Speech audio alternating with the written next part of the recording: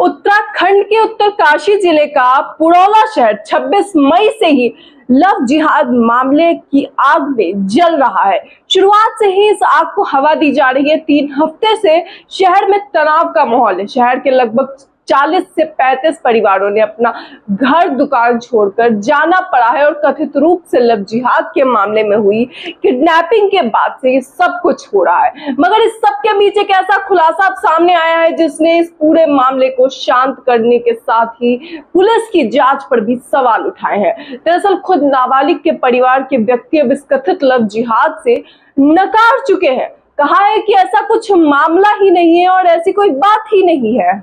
ये खुलासा दैनिक भास्कर की एक ग्राउंड रिपोर्ट में हुआ है, जब दैनिक भास्कर के एक संवाददाता पुरौला पहुंचकर सारी जानकारियां इकट्ठा कर सच बताते हैं कि आखिर इस मामले में परिवार का क्या स्टैंड है, तो ये खुलासे होते हैं। दोस्तों, मामले में जो नाबालिग लड़की है उसके माता पिता नहीं है और वो अपने मामा के साथ रहती है। उसके मामा एक टीचर हैं और अब उन्होंने इस मामले का खुलासा किया है। पहले तो उन्होंने कोई भी बात बताने से इनकार कर दिया, मगर उसके बाद कईयों विनती करने के बाद उन्होंने बताया कि आखिर मामला क्या है। उन्होंने पूरा मसला शुरू से अंत तक बताया और अब हम आपको बताएंगे आखिर पूरे मसले में क्या है। मगर सवाल ये उठता है कि अगर जो सच्चाई है कही जा रही है कथित तौर पर कि लव जिहाद का मामला है, अगर वो है ही नहीं, तो फिर आखिर इसे ये रूप क्यों दिया गया, किसने दिया, कैसे दिया गया और इसका एजेंडा क्या था? क्या आने वाले समय के लिए ये एक बड़ी प्लानिंग थी? ये एक बड़ा सवाल सामने खड़ा है। मगर सबसे पहले पूरा मामला जानिए कि आखिर नाबालिग के मामा ने ऐसी कौन सी बात कही है जिसने इस पूरे मामले में एक चौंकाने वाला एंगल सामने लाकर खड़ा कर दिया है। दैनिक भास्कर की एक खबर देखिए दोस्तों।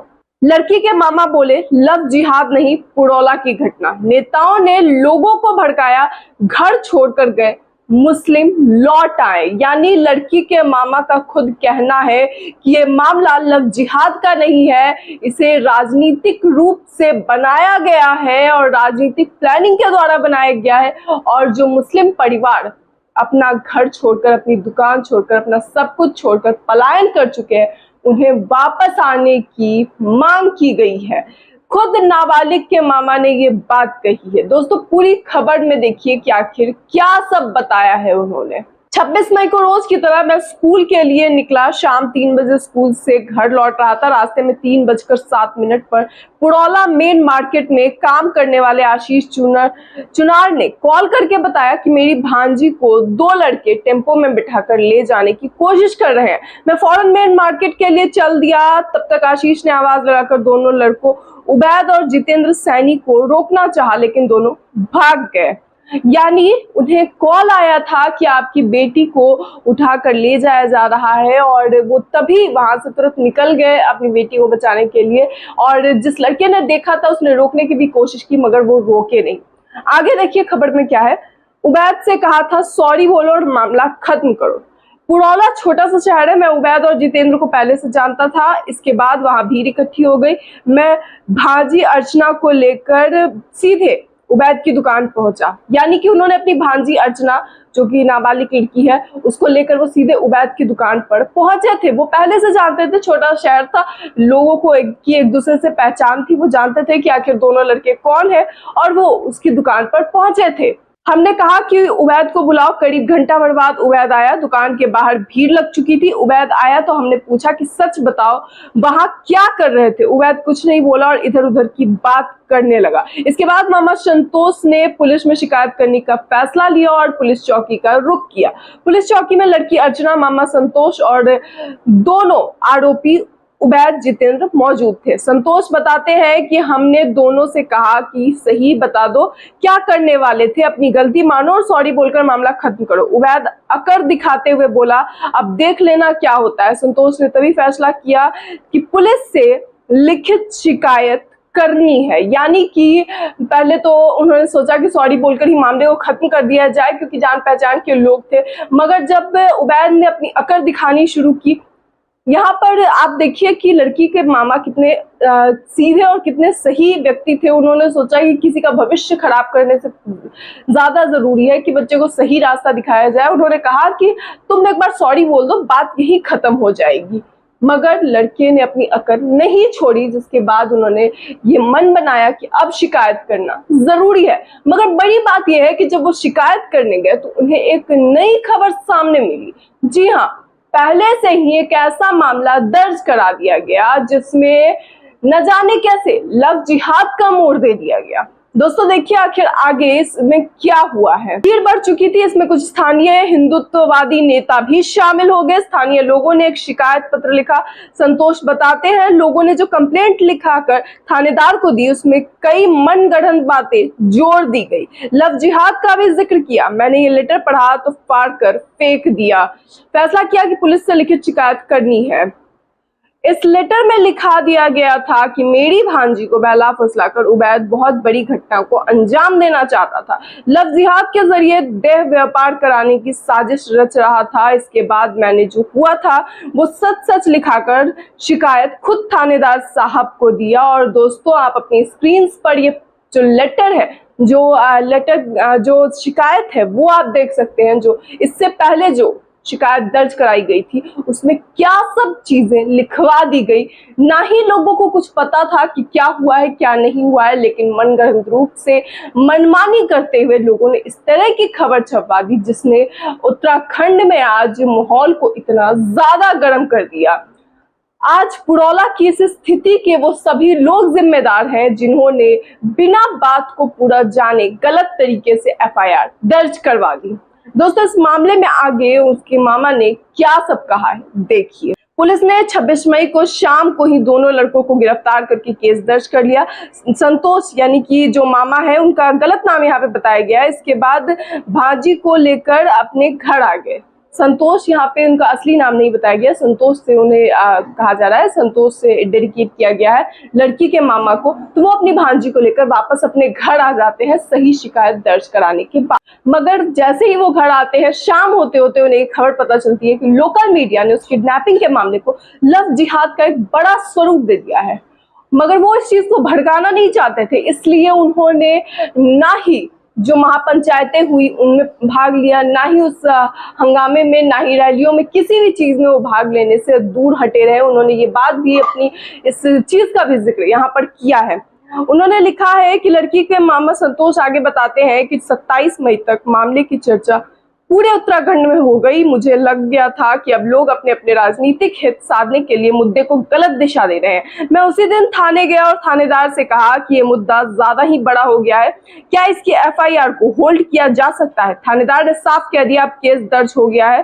थाने में उबैद मेरे पैर पर गिरकर माफी मांग रहा था, लेकिन मैंने कहा कि अब मेरे हाथ में कुछ भी नहीं है। संतोष 27 मई के बाद से पुरौला में किसी भी रैली सभा प्रदर्शन में शामिल नहीं हुए।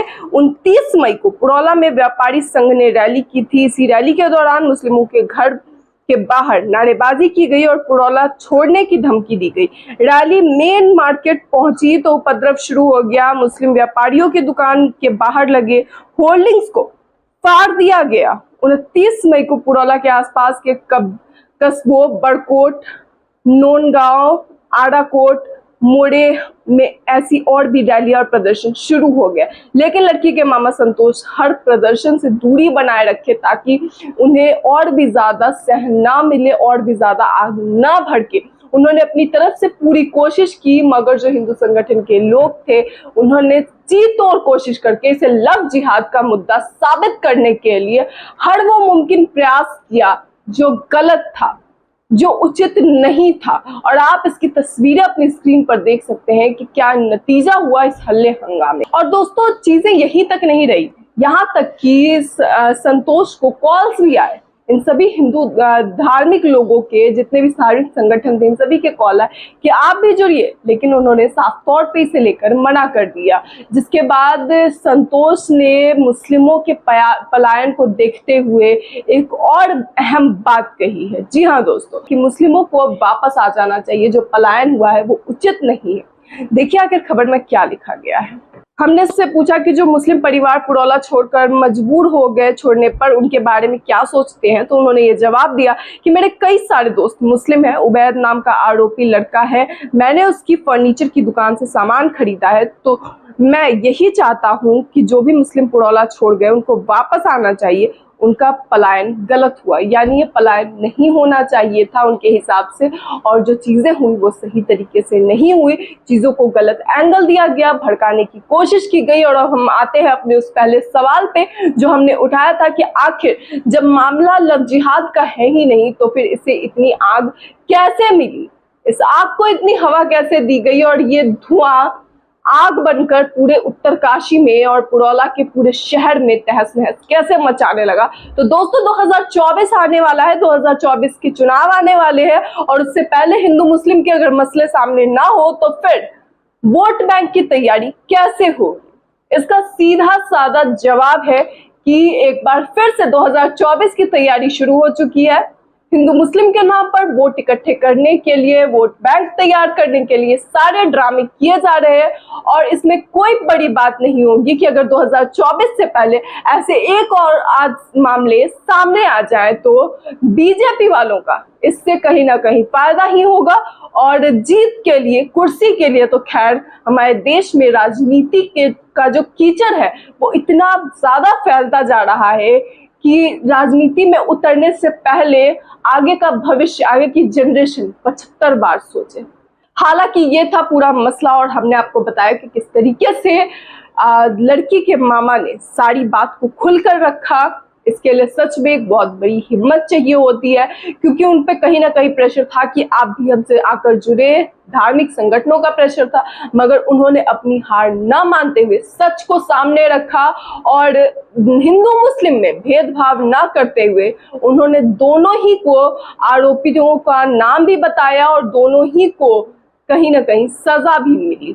लेकिन दोस्तों यहाँ पर जो एक चीज इस पूरे खबर में कमी थी वो कहीं ना कहीं थी कि दूसरा शख्स था जितेंद्र साहनी, उसके बारे में सारी चीजें नहीं बताई गई थी। हालांकि जो चीजें हैं वो कितनी क्लियर करके बताई उन्होंने, इससे साबित होता है कि वो कितने अच्छे इंसान हैं, और इससे ये भी साबित होता है कि लव जिहाद का मोड़ देकर कितना अच्छा खेल खेला जा रहा है, किस तरीके से हिंदू मुस्लिम में बंटवारे किए जा रहे हैं, धर्म के नाम पर लोगों को बांटा जा रहा है। पूरा मामला हमने आपको बताया, इसे लेकर अब आपकी क्या राय है, अपनी राय को कमेंट बॉक्स में जरूर बताइएगा। इस वीडियो में इतना ही, तब तक के लिए धन्यवाद।